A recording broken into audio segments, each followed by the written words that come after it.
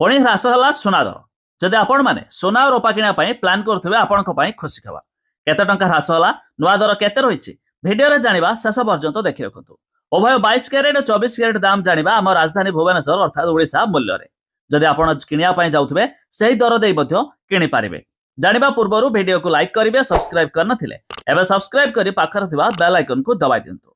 तबे आज सुना 10 ग्राम पिछा 3300 टका मध्ये ह्रास होई जायछि। तबे जाके अब ओडिशा मूल्य अर्थात राजधानी भुवनेश्वर रे सुना आज 10 ग्राम पिछा 2200 टका ह्रास होइछि। तबे जाके शुद्ध सुना 24 कैरेट दाम अर्थात प्योर गोल्ड रो दाम रहिछि 1,59,650 टका।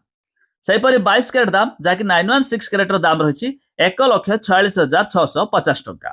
ता छड़ा MCX अर्थात मुंबई मल्टी कमोडिटी एक्सचेंज रे आज भी मध्य सुना दाम रे आंशिक मात्रा ह्रास देखा मिली।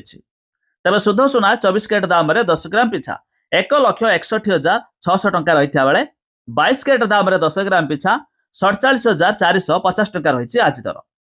ता छड़ा दिल्ली रो सरफा बाजार रे आज भी मध्य सुना दाम रे 3300 टका ह्रास देखा मिली।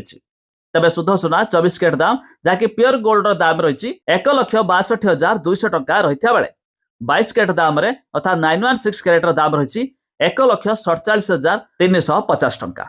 ता छड़ा रूपा 1 किलोग्राम पिछा 2,40,000 टका रे पहुंच जाए। तबे जदि आपण माने उभय सुना रूपा किनिया प्लान करुवे एही दर दे किनि पारिबे। तबे आपण केउ जिल्लारू वीडियो देखुचंती ता निहाती कमेंट करी जणाइबे।